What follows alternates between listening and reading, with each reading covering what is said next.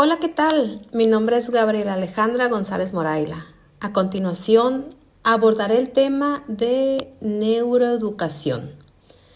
Primeramente, hablaré un poco de cómo la educación ha evolucionado constantemente a lo largo del tiempo, buscando siempre nuevas formas de mejorar la enseñanza y el aprendizaje.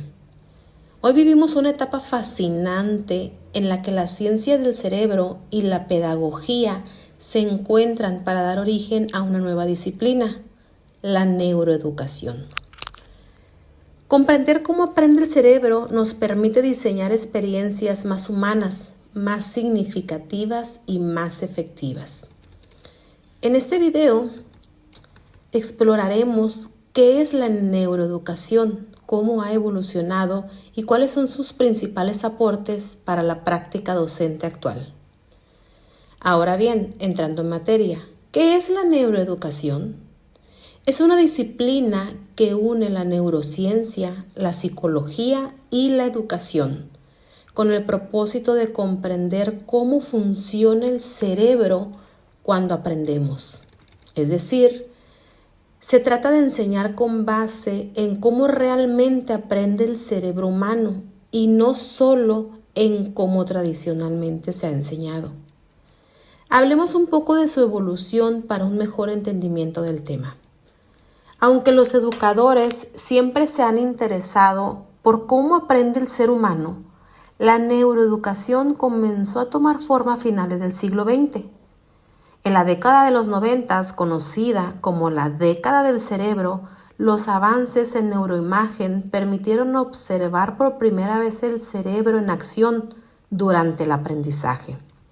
Autores como Howard Gardner, Daniel Goleman y Francisco Mora sentaron las bases para entender la relación entre inteligencia, emoción y cognición. Desde entonces, la neuroeducación se ha consolidado como un campo de estudio que transforma la práctica docente.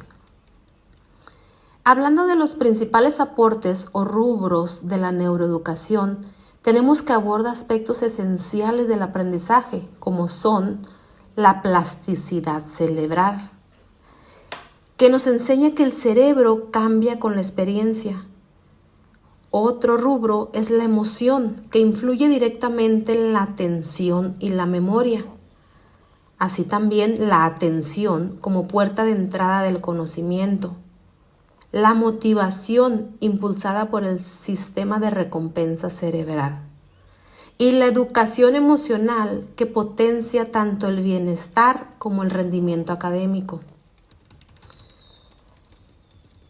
Cada uno de estos elementos nos recuerda que enseñar no es solo transmitir información, sino crear experiencias que despierten curiosidad, emoción y sentido en el discente. Ahora bien, ¿qué representa la neuroeducación? Representa un cambio de paradigma en la docencia, sin duda alguna. Nos invita a pasar de una enseñanza centrada en los contenidos a una enseñanza centrada en el cerebro del estudiante. Su mayor aporte es el puente entre la ciencia y el aula, entre la evidencia y la práctica. Sin embargo, la neuroeducación también enfrenta desafíos. Por ejemplo, el que muchos docentes aún carecen de formación en neurociencia y existen neuromitos, es decir, el malinterpretar datos científicos, que distorsionan la información científica, como la creencia de que solo usamos el 10% del cerebro o que existen estilos de aprendizaje fijos. La verdadera neuroeducación requiere docentes reflexivos, capaces de interpretar el conocimiento científico con la realidad de su contexto educativo. Es, sobre todo, una invitación a enseñar desde la comprensión del ser humano, con empatía, inclusión y con propósito. Actualmente existen varios modelos para la neuroeducación que nos permiten desarrollar la labor como docente de la manera que ésta nos enseña, para principalmente identificar las diferencias múltiples del alumnado, incentivar la creatividad, promover el trabajo en equipo, diversificar los métodos de enseñanza, desarrollar la conciencia emocional, ya que las emociones contribuyen a la adquisición del conocimiento, y fomentar el conocimiento crítico y la curiosidad, invitar a reflexionar al discente, que se cuestione, que razone los conocimientos adquiridos. Concluyo entonces con que la neuroeducación nos recuerda que no se aprende sin emoción, que cada cerebro es único, plástico y capaz de cambiar, y que enseñar es, en esencia, un acto profundamente humano. Como dijo el neurocientífico Francisco Mora, solo se puede aprender aquello que se ama. Enseñar con el cerebro en mente es enseñar con el corazón. Gracias por su atención.